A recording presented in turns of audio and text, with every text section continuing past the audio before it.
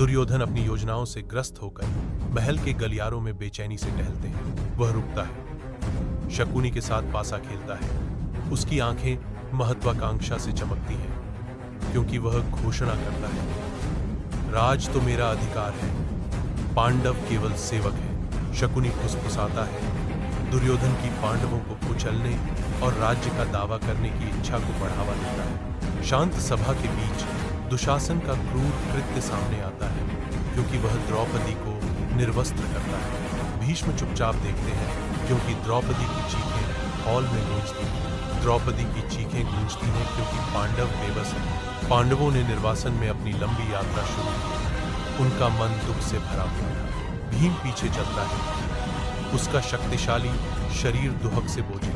अर्जुन चुपचाप चलता है, उनके भाग्य का भार उसके चेहरे पर अंकित है।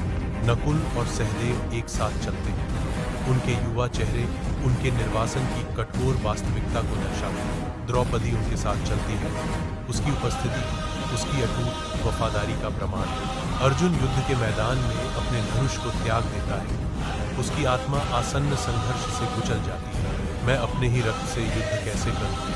अर्जुन चिल्लाता है, उसकी आवाज बंजर विस्तार में गूंजती है। युद्ध भूमि में कृष्ण अर्जुन को भगवत गीता का ज्ञान देते हैं। कृष्ण कहते हैं, तुम कर्ता नहीं, केवल माध्यम हो। वे उसे धर्म के लिए लड़ने के लिए प्रेरित करते हैं। विशाल रणभूमि पर सेनाएं खड़ी हैं, सूर्य के चढ़ते ही टकराने के लिए तैयार। शंख की तीखी आवाज तनावपूर्ण चुप्पी को तोड़ती है, जो युद्ध के आसन्न तूफान का संकेत है। जैसे ही सूरज क्षितिज पर चढ़ता है, युद्ध का मैदान आसन्न संघर्ष का इंतजार करता है।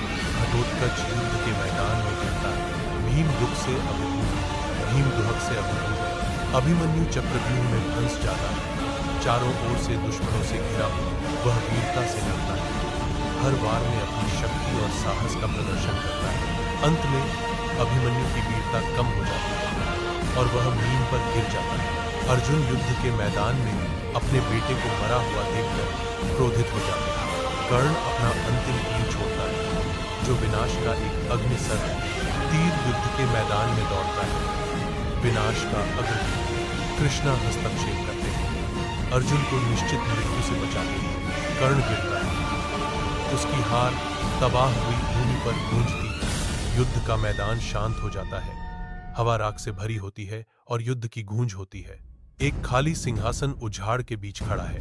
गिरे हुए योद्धा मैदान में बिखरे पड़े हैं। युधिष्ठिर सिंहासन पर बैठे हैं, लेकिन उनका मन अशांत है। युधिष्ठिर अपने आप से कहते हैं, जीत मिली, लेकिन किस कीमत पर? गंगा के सुनसान तट पर युधिष्ठिर और उनके भाई गंभीर चुप्पी में खड़े हैं, मृतकों को आहुति दे रहे हैं। दुख उन सभी पर भारी पड़ता है, उनके चेहरे दुहक से उकेरे गए। पांडव और द्रौपदी स्वर्ग की ओर चढ़ाई शुरू करते हैं।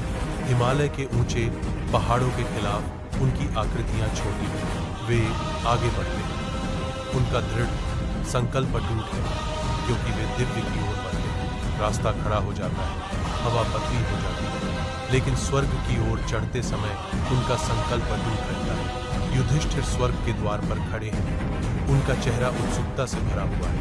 उसकी आंखें परिचित चेहरों की तलाश में अलौकिक विस्तार को स्कैन करती हैं। एक भयानक एहसास होता है, उसके भाई और द्रौपदी अनुपस्थित है। वह पूरी तरह से अकेला है। युधिष्ठिर नरक को देखता है, एक यातना का क्षेत्र जहां उसके भाई और द्रौपदी पीड़ित, उसके भाई और द्रौपदी दुखी दिखाई देते। युधिष्ठिर समझते हैं कि स्वर्ग और नरक वे अपने भाइयों और द्रौपदी के साथ हमेशा शांति से रहते हैं।